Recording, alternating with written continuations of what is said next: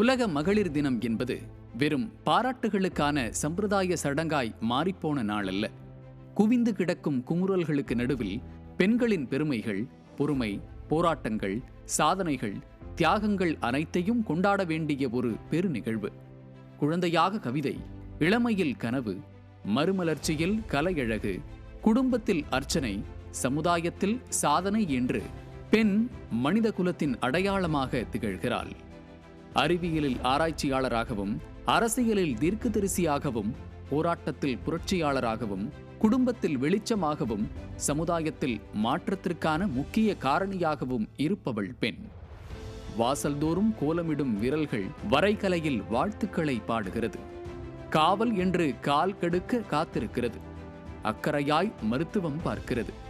பக்குவமாய் தன் பிள்ளையின் தலையை வருடி பாடம் கற்றுக் கொடுக்கிறது. நாற்று நட்டு பயிர் செய்கிறது. ரயில், விமானத்தை இயக்குவதுடன் விண்ணிற்கும் சென்று சாதனை புரிந்து பார்போற்றும் பேரியக்கமாய் இருக்கிறது.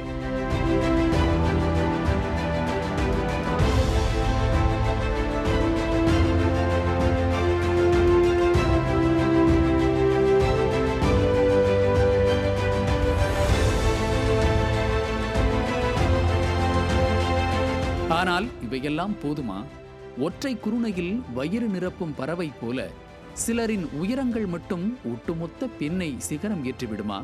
இந்த உலகம் ஒரு நிலவோடு இணைந்தபடி சுழலும் போது, தனது கனவுகளோடு இணைந்தபடி அத்தனை தடை கற்களையும் தாண்டி தன்னை வளர்த்து கொண்டு முன்னேற்ற பாதையில் செல்லும் ஒரு பெண்ணின் முதுகில் இன்னும் கணம் கூடிப்போயிருக்கிறது. தரணியிலே பெருமை வேண்டும், கண் திறந்திட வேண்டும், காரியத்தில் உறுதி வேண்டும் என்ற முண்டாசு கவியின் வார்த்தைகளை மனதில் வைத்து தடைகள் பல கடந்து இன்று சிகரம் தொட தன்னை தயார் செய்து கொண்டிருக்கும் பெண்களுக்கு ஏணிகளாய் இருக்க இங்கு பலர் மறந்துவிட்டோம்.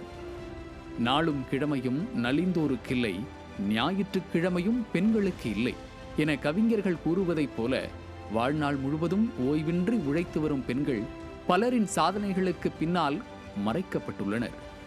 இனியேனும் ஒவ்வொரு சாதனையின் பின்னணியிலும் மறைந்திருக்கும் பெண்ணின் பங்கையும் புகழையும் வெளிக்கொண்டு வருவோம். உலக மகளிர் தினத்தை பெண்களின் ஒளி விழாவாக மாற்றுவோம்.